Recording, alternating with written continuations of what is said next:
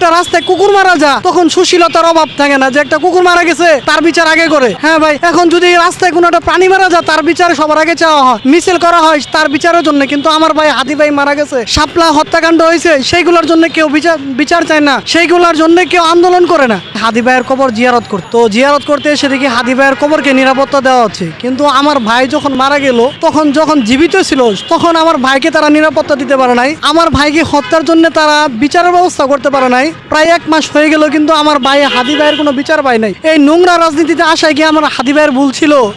সে তো বলেছিল রাজনীতিতে আসবো না, কিন্তু সে হঠাৎ করে এসে গেল। আর এই নোংরা রাজনীতিতে একজন ভালো মানুষ আসলো আর তাকে শহীদ করে ফেললো।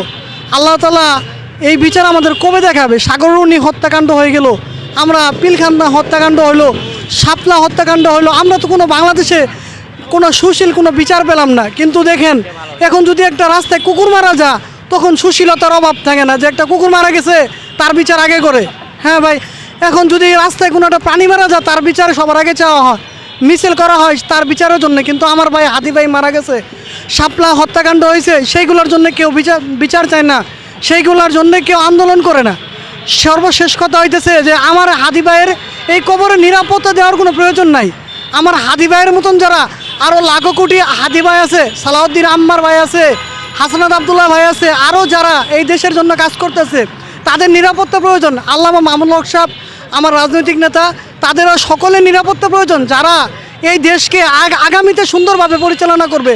না হলে আমাদের ভাগ্যে এরকম হবে যে কোনোদিন বাংলাদেশে শান্তি আসবে না, কোনোদিন বাংলাদেশের মানুষ সুনির্দিষ্ট সুবিচার কোনোদিন পাবে না, কোনো কালেও পাবে না।